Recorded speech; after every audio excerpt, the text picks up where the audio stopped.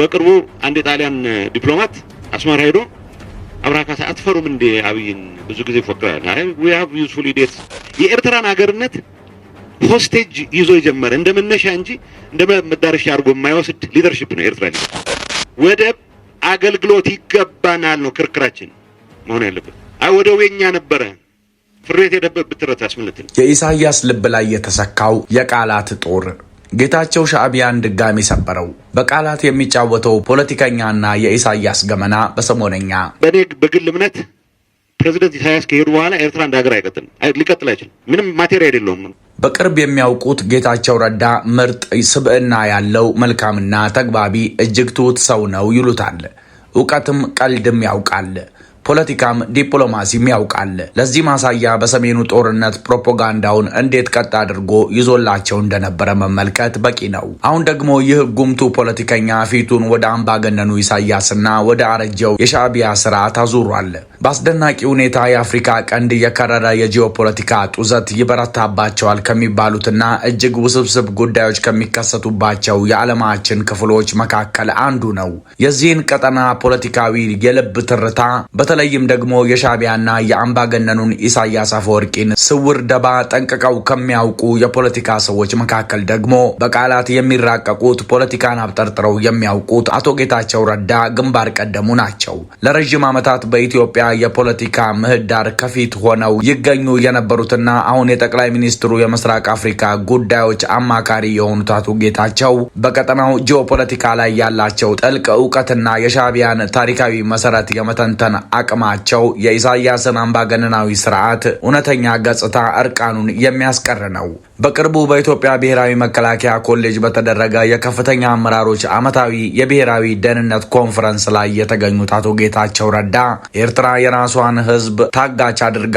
ጎረቤቶቿን በማተራመስ ላይ የተመሰረተ የህልውና ትግል ውስጥ እንደምትገኝ የሚያጋልጥ ታሪካዊና እጅግ ጠንካራ ማብራሪያ ሰጥተዋል አቶ ጌታቸው የኤርትራ ሀገረ መንግስት መስረታ ከጅምሩ ጤናማ ያልሆነና ኢትዮጵያን በማፍረስ ላይ የተመሰረተ መሆኑንም በዝርዝር አስረድተዋል ታዲያ ዛሬ ከአቶ ጌታቸው ጥልቅ የፖለቲካ ዕውቀት ተነስተን የሻዕቢያን አጥፊ ስርዓት እውነተኛ ገጽታና አቶ ጌታቸው ረዳ ያቀረቡትን ጥልቅ ትንታኔ አብጠርጥረን እንፈትሸዋለን እስከ መጨረሻው አብራችሁን ዝለቁ በመሃል ሲኤምሲ አፍሪካ ኮንቬንሽን ሴንተር ፊት ለፊት ዘመናዊ ኮምፓውንድ መኖሪያ መንደር ከድሪም ቢልደርስ ሪል ስቴት በ10% ቅድመ ክፍያና እስከ 50% የባንክ ብድር ከ73 ካሬ እስከ 165 ካሬ አማራጭ 100% አንድ ጊዜ ለሚከፍል ደንበኛ አንድ መኝታ በ73 ካሬ 5.3 ሚሊዮን ብር ሙሉ ክፍያ ሁለት መኝታ በ106 ካሬ 7.8 ሚሊዮን ብር ሙሉ ክፍያ 3 መኝታ 136 ካሬ 9.9 ሚሊዮን ብር ሙሉ ክፍያ ቀስ ብለው በግንባታ ሂደት ለሚከፍሉ ደንበኞች አንድ መኝታ በ73 ካሬ 720 ሺህ ብር ቅድመ ክፍያ ሁለት መኝታ በ106 ካሬ 1 ሚሊዮን ብር ቅድመ ክፍያ 3 መኝታ 136 ካሬ 1.3 ሚሊዮን ብር ቅድመ ክፍያ የካሬ ዋጋ ከ73000 እስከ 98888 ብር ብቻ በውስጡ ባለ 5 ኮከብ ሆቴል ዘመናዊ መኪና ማቆሚያ 4 ሊፍት ስታንድ ባይ ጄኔሬተር ኢንዶርና አውትዶር መዋኛ ገንዳ የመሮጫ ትራክ የልጆች ጋርደንና 4000 ካሬ የዌልነስ ሴንተር እስከ 30% ቅናሽ ያገኙ አሁኑን ይደውሉ ድሪም ቢልደርስ ሪል ስቴት በአሁኑ ወቅት በኢትዮጵያ ፖለቲካ ውስጥ ጎልተው ከሚታዩ ፖለቲከኞች መካከል ቀዳሚው የሆኑት አቶ ጌታቸው ረዳ አላማጣ ውስጥ ሰኔ 1967 ዓ.ም ነው የተወለዱት የአንደኛና ሁለተኛ ደረጃ ትምህርታቸውን እዛው በትውልድ ከተማቸው የተማሩ ሲሆን ለታናሽ ወንድሞቻቸውና እህቶቻቸው ብሎም ለአካባቢው ልጆች አርአያ መሆናቸው ይነገራል አቶ ጌታቸው ከልጅነታቸው ጀምሮ የመማርና የማንበብ ልዩ ፍቅር ስለነበራቸው ከእኩዮቻቸውና ከዘመዶቻቸው ጋር ለመማርና ለመጫወት ጊዜ የነበራቸው ቢሆንም የማንበብ ፍቅራቸው ከፍተኛ ስለነበረ ሰፊውን ጊዜያቸውን ያጠፉ የነበረው ከመጽሐፍት ጋር እንደነበረ ይነገራል በተለይም ወደ ሁለተኛ ደረጃ ትምህርት ቤት ሲገቡ ከትምህርታዊ መጽሐፍት ባሻገር በእንግሊዘኛ የተጻፉ አዳዲስና ቆየት ያሉ መጽሐፍትን በማንበብ አብዛኛውን ጊዜያቸውን ያጠፉ ነበር ከነዚህ መጽሐፍት መካከል የኒቼ፣ የካርል ማርክስ፣ የሌኒንና ሌሎችም ረጅም ዘመናት ያስቆጠሩ ስራዎች የሁለተኛ ደረጃ ተማሪ እያሉ ካነበቧቸው መካከል ይጠቀሳሉ። አቶ ጌታቸው በልጅነታቸው የሚያነቧቸውን መጽሐፍት ባይመርጡም በዋናነት ግን በፍልስፍና፣ በፖለቲካና በኢኮኖሚ እንዲሁም በዓለም ታሪክ ላይ የሚያተኩሩትን መጽሐፍ ያዘወትራሉ። በወቅቱ ትንሽ የገጠር ከተማ ላይ ሆነው ቪኦኤ የእንግሊዝኛ ፕሮግራም ላይ በስልክ እየገቡ ሀሳብ ይሰጡ ነበርም ይባልላቸዋል። በአንድ ወቅት የወያኔ ታጣቂዎች ራያ ደርሰው የአካባቢውን ሕዝብ ሰብስበው የፖለቲካ ስራ እየሰሩ ባሉበት አንድ መልከ መልካም ጸጉረ ሉጫ ሕፃን ልጅ ያልጠበቁትን የፖለቲካ ጥያቄ እየጠየቀ ያስጨንቃቸው ጀመር። ታዲያ ነጥለው ወስደው ስሙን ሲጠይቁት ጌታቸው እንደሚባልና ገና ተማሪ እንደሆነ ነገራቸው። ከዓመታት በኋላ ደግሞ አብሯቸው መስራት ቻለ። አቶ ጌታቸው የሁለተኛ ደረጃ ትምህርታቸውን ታዳጊዋ ኢትዮጵያ በመባል በሚታወቀው ትምህርት ቤት የተከታተሉ ሲሆን በ1985 ዓ.ም ደግሞ በአዲስ አበባ ዩኒቨርሲቲ የሕግ ትምህርት ቤት በመግባት የመጀመሪያ ዲግሪያቸውን በሕግ አግኝተዋል። ታዲያ በፖለቲካ ልዩነትም ሆነ በዝቅታ በከፍታ ወቅቶች ሁሉ ሄዱ መጡ የሚባል ሰው አይደሉም። እሳቸው በዘመነ ኢህአዴግ ፖለቲካ ቀለል ያለ ግን ደግሞ አቅም ያለው የተማረ በቀላሉ የሚግባባ ትኩረት ሳቢ አመራር ነበሩ። ጌታቸው ረዳ የውጭ ጉዳይ ቃል አቀባይ ሆነው ሲሰሩ በወቅቱ ኮሚኒኬሽን የተባለውን ተቋም እስከ መዋጥ የደረሰ ተጽዕኖ አድርሰው ነበር። ቀጠሉና መንግስት ኮሚኒኬሽንን ተቀላቀሉ። ከዚያም እሳቸው ያው ተጽዕኖ ፈጣሪው ጌታቸው ናቸው። ንግግሮቻቸው ተደምጠው አያበቁም። በደግም በክፉም ያነጋግራሉ። አንዳንዶች በቁጣ ሲንጫጩ፣ የሚደግፏቸው በትንታኔ ይከርማሉ። ጌታቸው ረዳ ተናግረው በዝምታ የሚታለፍ አጀንዳ ትንሽ ነው። በመምህርነታቸው መልካም ስም አላቸው። ጉብዝናቸው ጥያቄ ውስጥ ገብቶ አያውቅም። ህወሓት ከብርሃነ ገብረ ክርስቶስ ቀጥሎ ዓለም ጋር የደረሰበት አንደበት እኚህ ሰው ናቸው። ከየትም ዓለም ከመጣ ጋዜጠኛ ጋር ፊት ለፊት ሙግት ይገጥማሉ። ሐሳቡን የሚተማመኑት ሞጋቹ ሰው እያሳሳቀ እንደሚወስዱ ውሃ የህወሓት ፖለቲካም አፍዞ አደንዝዞ መቀሌ ከተታቸው። ከመቀሌ በችሎታቸው አዲስ አበባን የናኙበት ጌታቸው ከአዲስ አበባ በፖለቲካ አቋማቸው መልሶ መቀሌ መሸጉ። በሐሳቡ ድል የማድረግ ወኔ ያላቸው ሰው ወደ ተሸነፈበት ጦርነት ገቡ። ቢያዋጋም ጦር ቢመራም አሁን እንኳን የሚታወሱት በጦርነት ሰዓት ንግግሮቹ ናቸው። የጦርነት ሰው አይደሉም፣ ግን ፓርቲው በዲፕሎማሲ ድል እንዳይሸነፍ ገድሎ ሞትኩ እያሉ ዓለምን አሳመኑ። ከዓለም ጎን ቆሙ። በሚወጉት ሰዎች ተሳለቁ። በዚያም ያስመዘገቡት ድል እንደ ቀልድ የሚታይ አይደለም። እሳቸው ጌታቸው ናቸው። ጌታቸው ረዳ ጎልተው የወጡት ትህነግ ወደ ተንቤን በረሃ ወርዶ የጦርነቱ ፊሽካ ከተነፋ በኋላ ነው። በሀገር ውስጥም በውጭ ሚዲያዎችም በኩል ይመጣሉ። ንግግሮቹ ጠንካራ ናቸው። ለሚደግፉት የትግል ጉልበት የሚሆን በሳል ትንታኔን ይሰጣሉ። ለሚቃወሙት በእልህ እንዲነሱ ምክንያት ይሆናሉ። የህወሓት ደጋፊ ዩቲዩቦች ከፍተኛ ተከታይ አላቸው። ብዙዎቹ የትግራይ ተመልካቾች ብቻ አይደሉም። ይልቁንም የጌታቸው መግለጫዎች ሱስ የሆነባቸው ብዙ አሉ። መሪዎችን ያብጠለጥላሉ። ግለሰቦችን እንደየአጀንዳው ይገልጿቸዋል። ጌታቸው የጠላት ጦር ቃል አቀባይ በሚሉት ወገኖች እንኳን ተደማጩ ፖለቲከኛ ናቸው። እነ እሳትና ጭድ፣ እነ ሂሳብ እናወራረዳለን አይነት ንግግሮቻቸው ብዙ ተብለዋል። የራያው ሰው ጌታቸው አማራ ነህ ብለው የሞገቱት ብዙ ናቸው። ራያ ትግራይ አይደለም ባዮች ጌታቸው ረዳን አማራ ነህ ሲሉት ነኝ ያለውን ተሟግቶ ትህነግን እስከ መምራት የደረሱ ቁልፍ ፖለቲከኛ ሆኑ። የአንጋፋው ድርጅት ሁለተኛ ሰው 2 ዓመት ዕድሜ አላገኙም። ስልጣኑን በያዙ በወራት ጉተታው በዛባቸው። ከእናት ድርጅቱ ወላጆች ጋር ተጎራበጡ። በመጨረሻም ተሰናባቹ ለመባል በቁ። ሌላውን ሲናገሩ የሚያፈዙት ተሰናባቹ የትግራይ ጊዜያዊ አስተዳደር ፕሬዝዳንት ስለ ህወሓት መሪዎች ሲያብራሩም በተመሳሳይ ያፈዙን ጀመር። ስለ ወልቃይት መሬት፣ ወርቅና ሙስና በጉርም ቋንቋ መሪዎቹ ተገለጹበት። ያም ሆኖ አላሸነፉም፣ ግን ደግሞ ተሸነፉ የሚባል ሰውም አይደሉም። ጌታቸው በዚህ ዘመን ተጽዕኖ የፈጠሩ ፖለቲከኞች ቢቆጠሩ አንዱ ናቸው። ተጽዕኗቸው ከሚቀጥል ጥቂቶች ደግሞ የሚጠሩ ናቸው።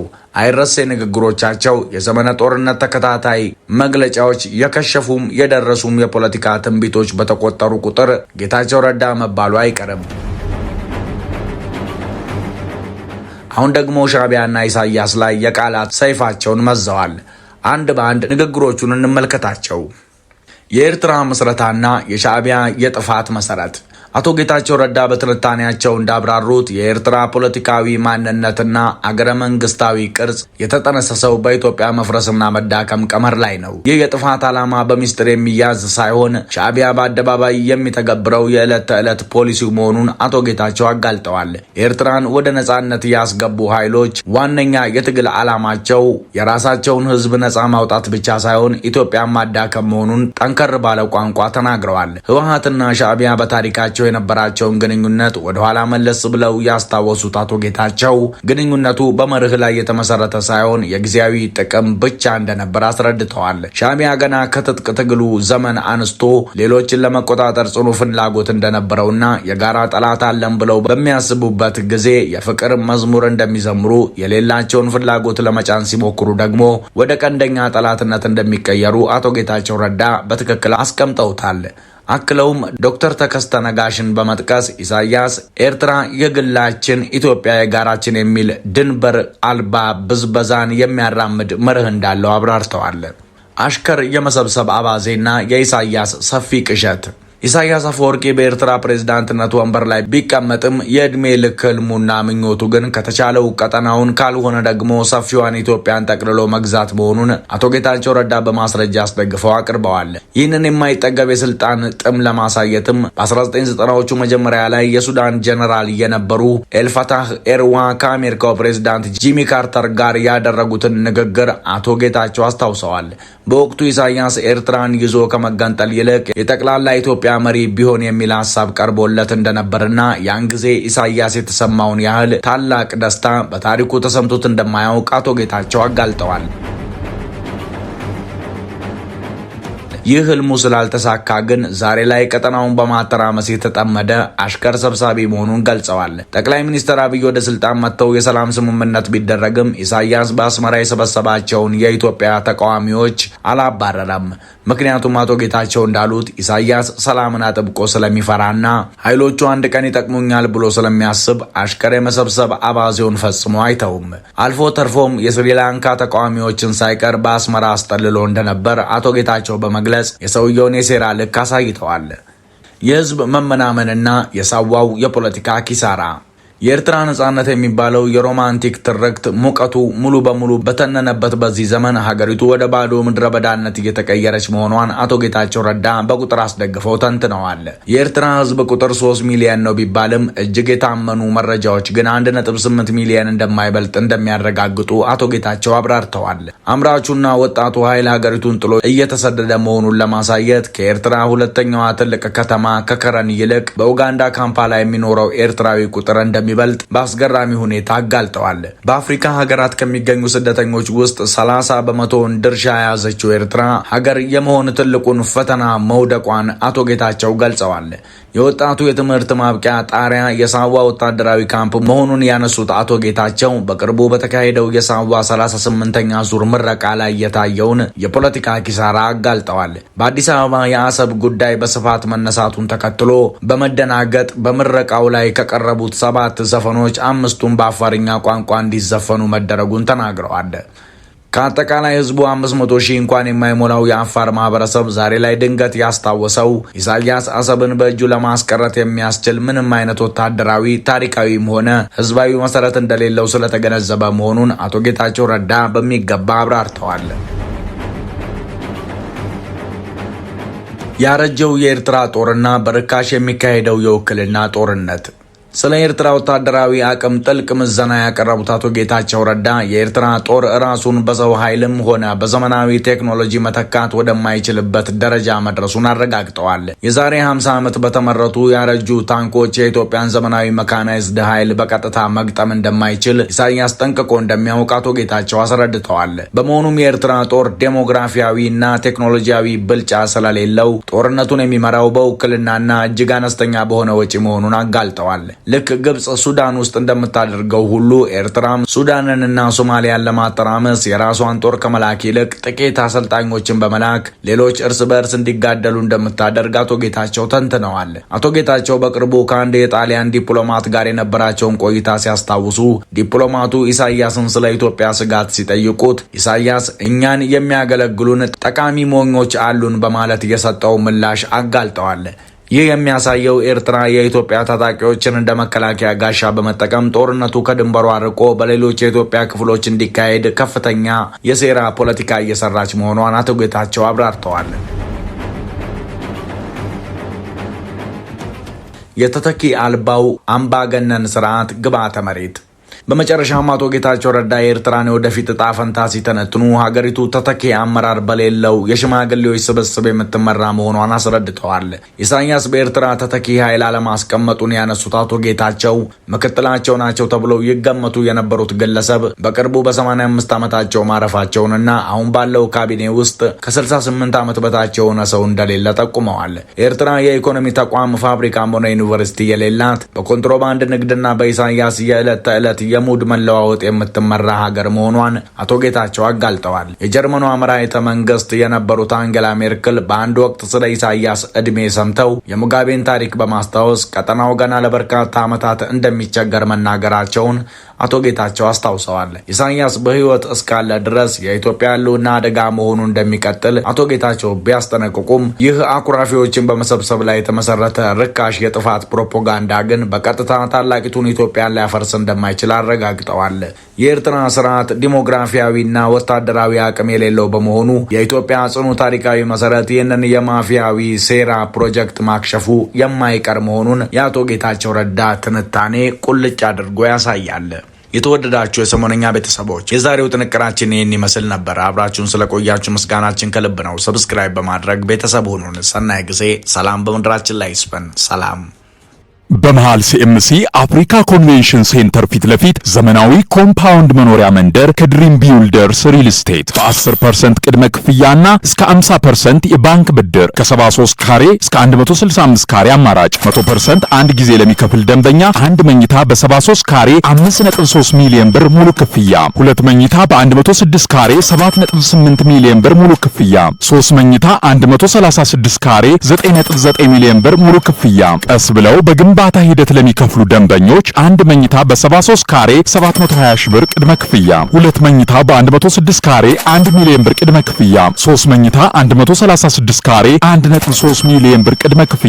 የካሬ ዋጋ ከ73000 እስከ 98888 ብር ብቻ። በውስጡ ባለ 5 ኮከብ ሆቴል፣ ዘመናዊ መኪና ማቆሚያ፣ 4 ሊፍት፣ ስታንድ ባይ ጄኔሬተር፣ ኢንዶር እና አውትዶር መዋኛ ገንዳ፣ የመሮጫ ትራክ፣ የልጆች ጋርደን እና 4000 ካሬ የዌልነስ ሴንተር እስከ 30% ቅናሽ ያገኙ።